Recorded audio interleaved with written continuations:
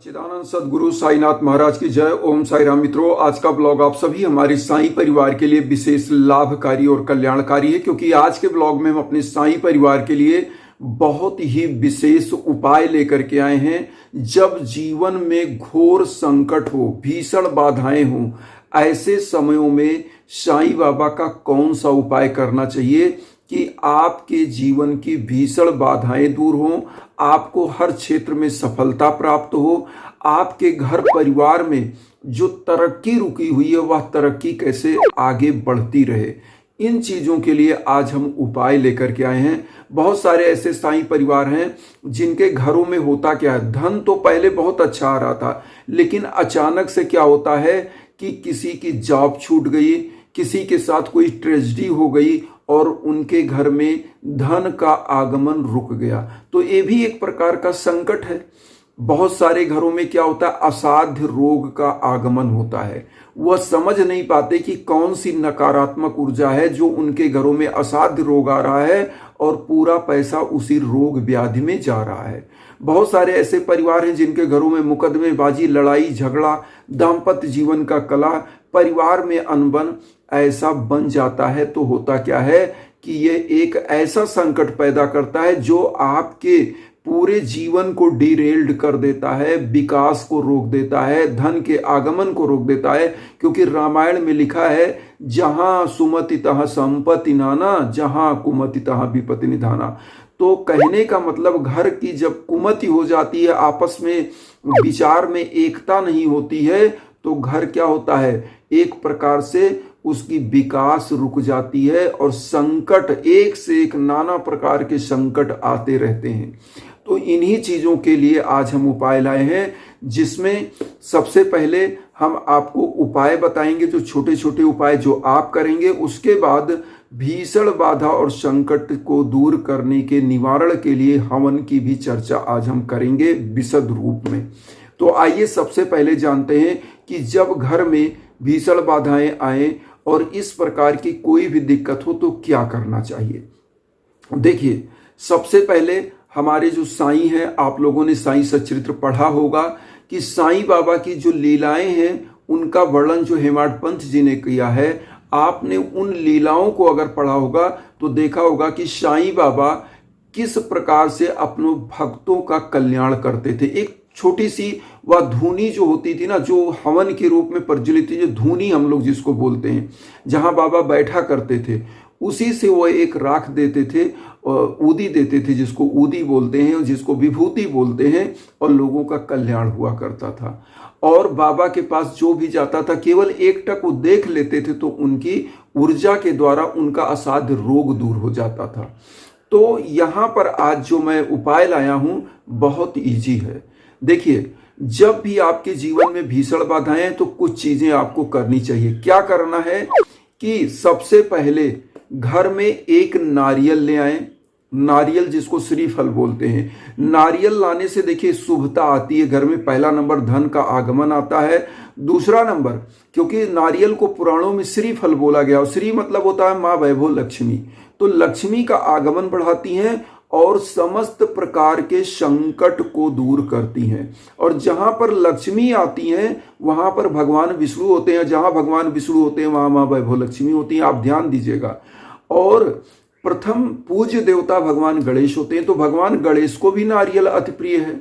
अब यहां पर मैं आपको बता रहा हूं कि जब आपके जीवन में भीषण बाधाएं चल रही हैं तो इसके निवारण के लिए नारियल क्या करता है, अपने अंदर समस्त नकारात्मक ऊर्जा को अवशोषित कर लेता है। तो आपको करना क्या है कि एक नारियल ले लेना है। जैसे नारियल के बारे में हम इसलिए इतना डिटेल बता रहे हैं कि नारियल ही मुख्य है इसमें। तो एक नारियल ले लिया, उसके बाद आप पुष्पों की एक माला। इस उपाय को एक चीज तो ध्यान दे दीजिए कि गुरुवार को ही करें, क्योंकि साईं बाबा का यह विशेष उपाय है, तो गुरुवार को करें। पुष्पों की एक माला लें।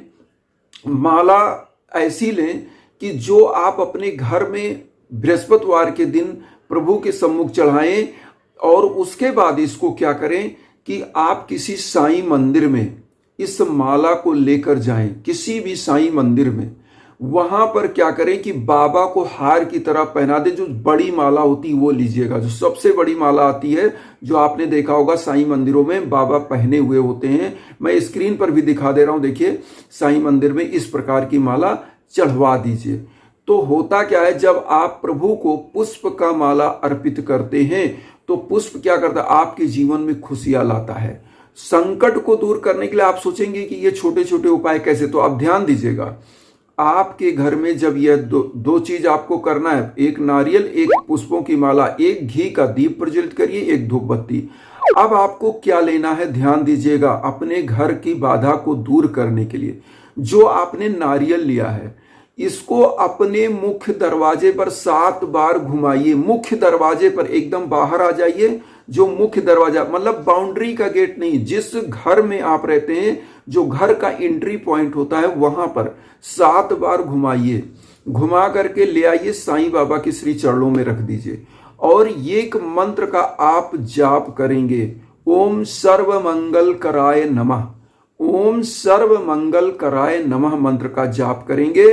और जब भीषण से भीषण बाधा चल रही हो तो साईं बावनी, ध्यान दीजिएगा, साईं बावनी। वैसे तो बहुत सारे हमारे जो साईं परिवार के लोग हैं साईं बावनी, साईं चालीसा, साईं आरती 11 वचन डेली करते हैं, लेकिन इस पूजा में साईं बावनी आपको पढ़ना है। साईं बावनी ध्यान दीजिएगा, साईं बावनी पढ़ना है और 11 वचन 11 बार पढ़ करके, और इस नारियल को क्या करिएगा, मुख्य दरवाजे पर आप बांध दीजिएगा पीले कपड़े में करके, बाबा के सम्मुख चढ़ाइए। नारियल कौन सा, बहुत सारे लोग कहेंगे नारियल हम स्क्रीन पर भी दिखा दे रहे हैं, तो नारियल आप ऐसा लीजिए जो मंदिरों में चढ़ाया जाता है, हिला के देख लीजिए, उसमें पानी होना चाहिए, मतलब वो आवाज करेगा उसके अंदर जब जल रहेगा। तो ये कर लीजिए। घी का दीप और 1 लोटा जल पूरे घर में छिड़क दीजिए और इसको रखिए।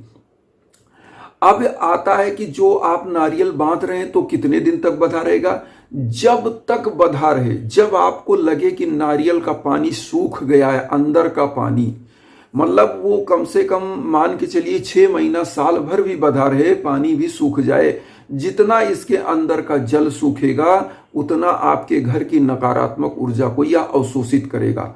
और इसको मेन गेट पे इसलिए कह रहे हैं, अगर आप नहीं बांध सकते मेन गेट पे तो उसके अगल बगल कहीं पे थोड़ी सी कील लगा के वहां बांध दीजिए।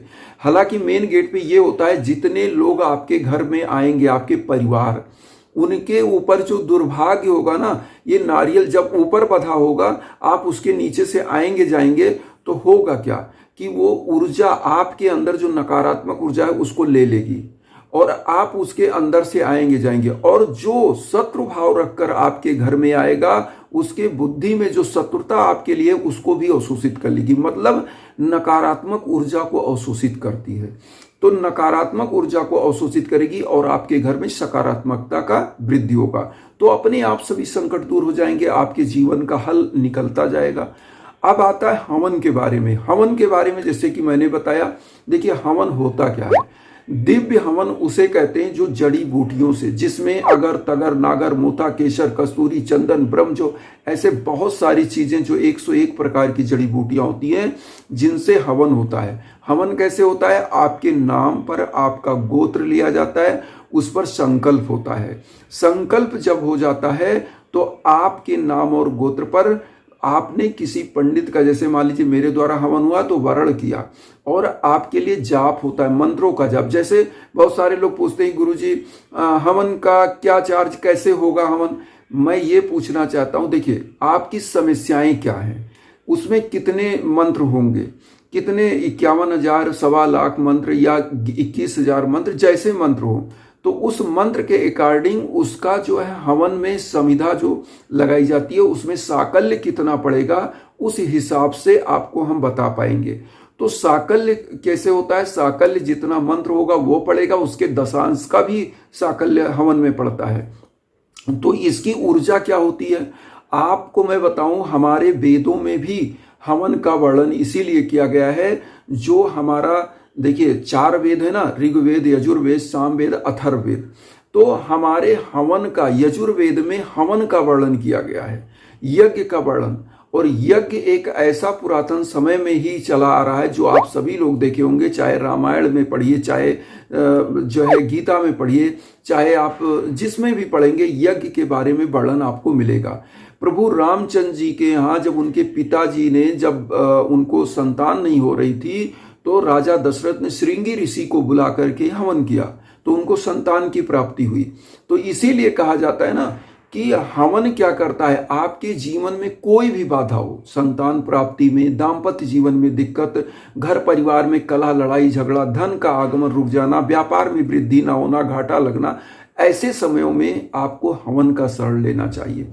और छोटे छोटे जो उपाय होते हैं वो भी आपको करते रहना चाहिए। हम उपाय छोटे इसलिए बताते हैं कि मान लीजिए आपका सामर्थ्य नहीं है हवन का, तो आप छोटे छोटे जब उपाय करते हैं तो प्रभु की कृपा बनती है कि आपको कुछ उससे लाभ तो होता है। इसीलिए कि प्रभु के शरण में आप रहें। जब छोटे छोटे आप उपाय करते हैं तो प्रभु के शरण में होते हैं और आपका मन इधर उधर भटकता नहीं, आपका मन केंद्रित होता है। इसीलिए कहा गया है कलयुग का है नाम अधारा, सुमिर सुमिर नर उतरहि पारा।